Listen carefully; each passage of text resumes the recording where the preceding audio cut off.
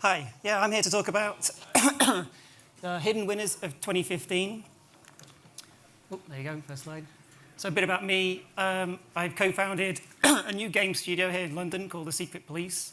Prior to that, I was making some market intel, which is kind of what I'm talking about today. And prior to that, I was CTO and co-founder of Bossa Studios. So I'm going to give you some insights into the App Store, which I gathered from my own kind of data mining techniques. So what were the biggest games of 2015? Well, Clash of Clans, Candy Crush, Game of War.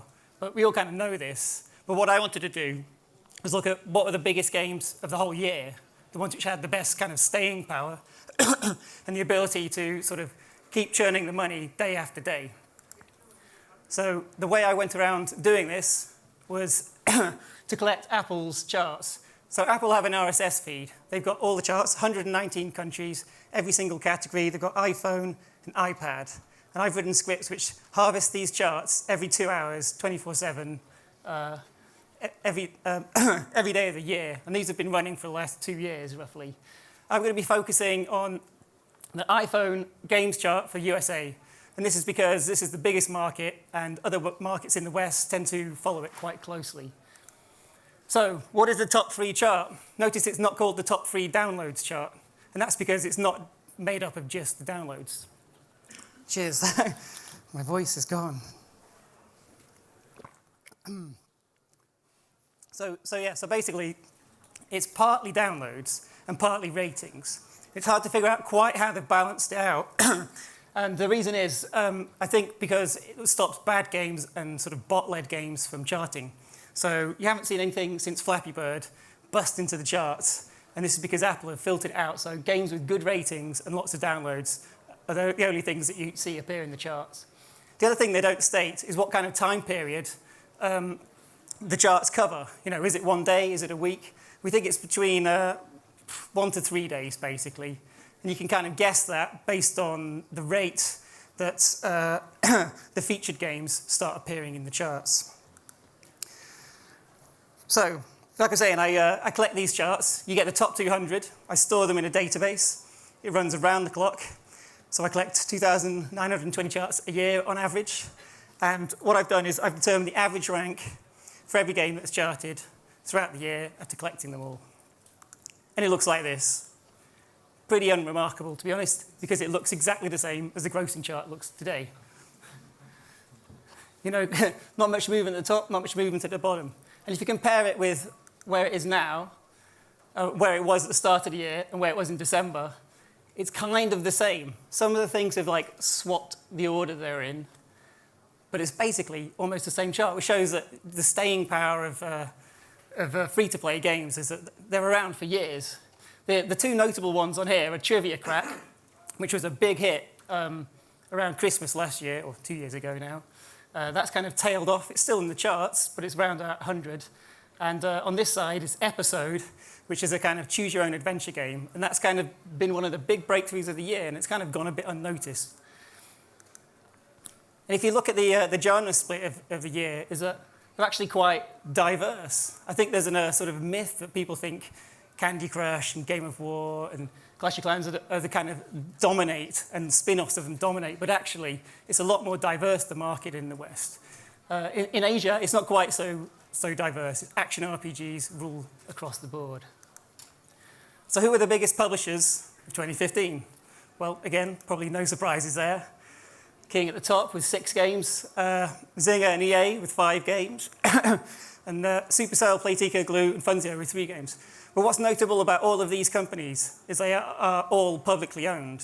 Supercell's majority owned by SoftBank, Playtika's owned by Caesars, Funzio's owned by Gree, and the rest are all publicly traded on their own names anyway. And this sort of shows the state of the market in 2015. And this is how the top 100 grossing games of the year broke down. And the majority, 59%, are owned by publicly traded companies. So, yeah, if you're an indie developer trying to break into the charts now, just be warned about what you're up against, because you're going to need a lot of money to compete. So, on to the title of my talk. Hidden winners, what are they? Well, I spend a lot of time on App Annie looking at the rank history of games, because I'm a nerd, and that's the sort of thing I like to do. And what I noticed is that certain games which have a very high grossing rank relative to their download rank. So I'll give you two examples here. Clash of Clans isn't a hidden winner because its download rank is very high, and so is its grossing rank. Whereas Summoner's War, this is the download rank's the orangey bit, and the grossing rank's the blue bit. So what I'm looking for is games which have this big blue thing. So it suggests that that game's making a lot of money, given it's not getting many installs. Here's a couple more examples. So Brave Frontier, this is real data from App Annie. It kind of has an average download rank of 1100, which is like pretty low down, considering it's got a grossing rank of 50. Another example, Hit It Rich by Zynga. This is over a whole year using real data. Similar sort of download rank for the whole year, and grossing rank even higher at 30. So what I wanted to be able to do was work out a way of plucking out all these games from iTunes or App Store and work out which ones do this the best. So how do I do this?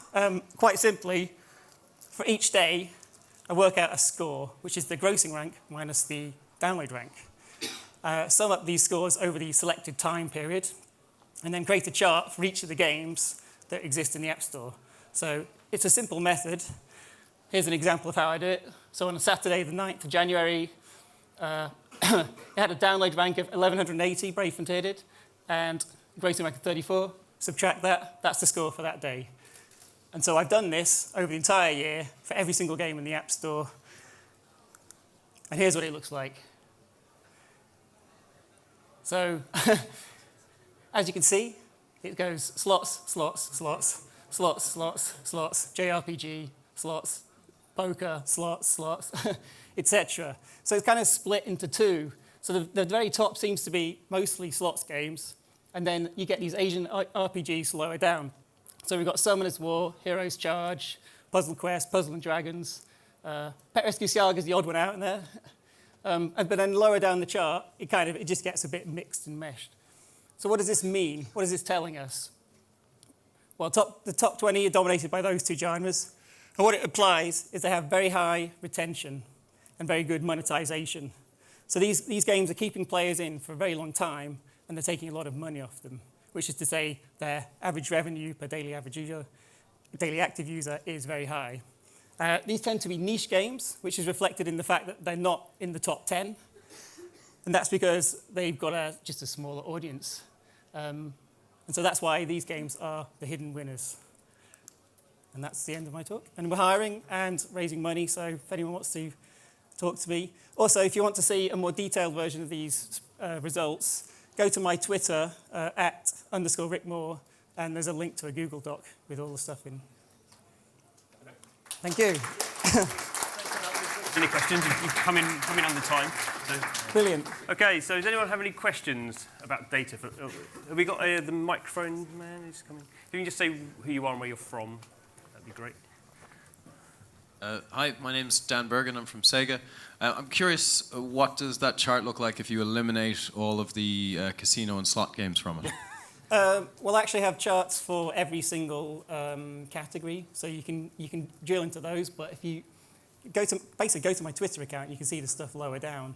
It gets a bit mixed up. It's hard to sort of say. The other thing I should state is that if you weight the ranks and turn it into actual download figures, it changes a bit. And that's because the way it follows the power law.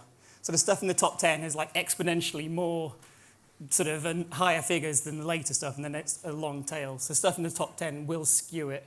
And when you weight it, the top 10 grossing chart kind of jumps to the top of my chart. So, but that's less interesting if you do it that way.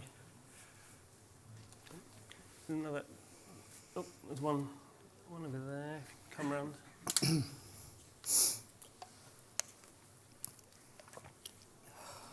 David Bailey, Fortune Fish. You've organized it there by genre. Were there any other themes which seem to cross those top games or anything like that? Because right there you've gone like casino or RPG. Was there anything else that kind of stood out as a theme in the top ones? Not really. I mean, those are the categories as defined by the developer in the App Store. No, it's hard to say. I mean, ways that they monetized or anything like that? Well, they all monetize in very well, and that's kind of why they're there. That's the common theme.